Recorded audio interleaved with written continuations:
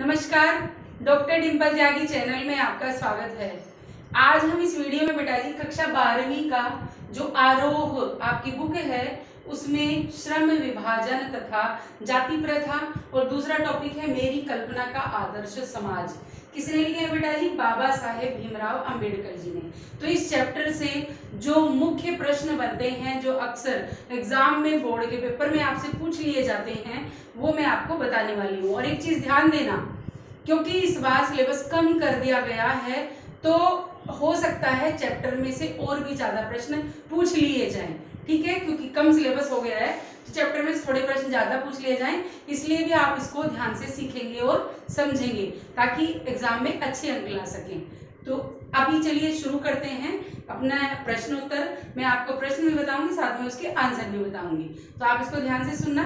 चलिए बेटा, पहला प्रश्न है, लेखक ने जाति प्रथा की किन किन बुराइयों का वर्णन किया है?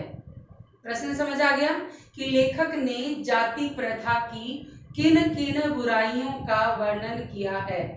तो कौन कौन सी बुराइयों का किया है कि एक तो इन्होंने किया है कि जाति प्रथा हमें एक व्यवसाय में बांधती है, चाहे वह अनुचित हो और चाहे वह अपर्याप्त हो। मतलब हमारे लिए सही हो या ना हो, हमारा उससे काम चलता हो या ना हो, लेकिन जो जाति प्रथा है वह हमें एक व्यवसाय में बांध देती है। फिर आगे बनता है इसमें पॉइंट कि पेशा बदलने की अनुमति भी नहीं देती। ठीक है, कि जाति प्रथा हमें अपना व्यवसाय चेंज करने की अनुमति नहीं देती। ठीक है, चाहे व्यक्ति भूखा मर जाए लेकिन वह अपना व्यवसाय नहीं बदल सकता। फिर आगे है कि श्रमिकों में ऊंच नीच का स्तर तय करती है, जो बहुत गलत है। यानी सब में श्रमिक जो है उस वर्ग में ऊंच नीच का स्तर तय करती है।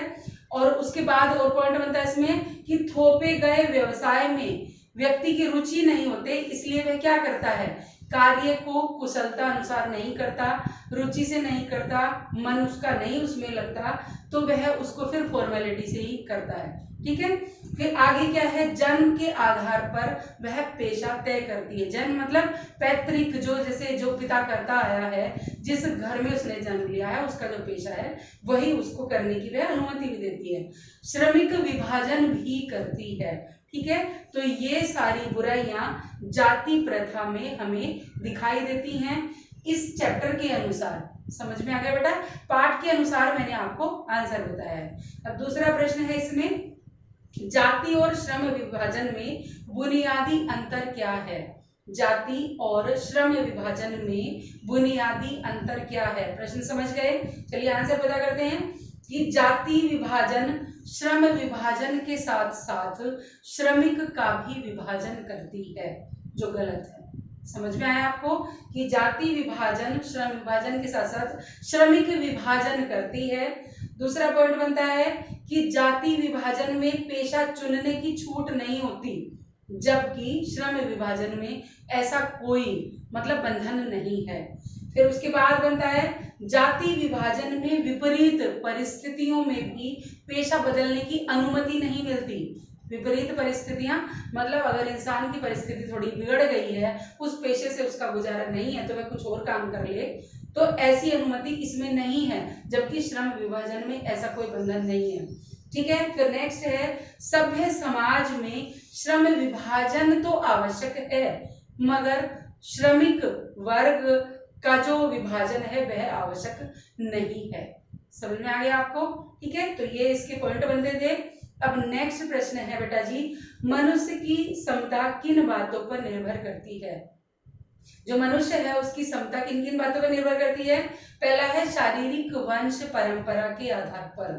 ठीक है, दूसरा है सामाजिक उत्तराधिकार के आधार पर, और फिर तीसरा है मनुष्य के अपने प्रयत्न के आधार पर। ठीक है बेटा, फिर नेक्स्ट प्रश्न है, आर्थिक विकास के लिए जाति प्रथा कैसे बाधक है? यानी आर्थिक विकास में बाधक कैसे है जाति प्रथा, उसके लिए पूछा गया है। तो कैसे बाधक है कि जन्म के आधार पर पेशा अपनाना पड़ता है, चाहे काम चलता हो या नहीं चलता हो। दूसरा, विकास के समान अवसर इसमें नहीं मिलते। ठीक है, फिर आगे है कार्य में अरुचि होने पर भी क्या करना पड़ता है, उसी को करना पड़ता है। फिर करते क्या है लोग, उसमें काम चोरी करने लग जाते हैं, यानी उस काम को टालने लग जाते हैं। ठीक है, फिर आगे बनता है इसमें कि एकाग्रता से कार्य नहीं करते और उससे होता क्या है, आर्थिक हानि होती है। अगर हम मन लगाकर किसी काम को नहीं करेंगे तो उस कार्य का कोई परिणाम नहीं निकलेगा, जिससे आर्थिक तो हानि होगी ही, साथ में जो उद्योग हैं जिसमें कार्यरत हैं उनका विकास भी नहीं हो पाता। ठीक है, तो इससे समाज को बहुत ज्यादा आर्थिक हानि का सामना करना पड़ता है। अब इसमें नेक्स्ट प्रश्न बनता है कि अंबेडकर जी की कल्पना का समाज कैसा होगा। ठीक है, तो दूसरा टॉपिक इसका बनता है मेरी कल्पना का आदर्श समाज। तो अंबेडकर जी की कल्पना का आदर्श समाज कैसा होगा कि आदर्श समाज में स्वतंत्रता, समता और भाईचारे का मतलब आधार होगा, यानी भाईचारे पर आधारित होगा उनका आदर्श समाज।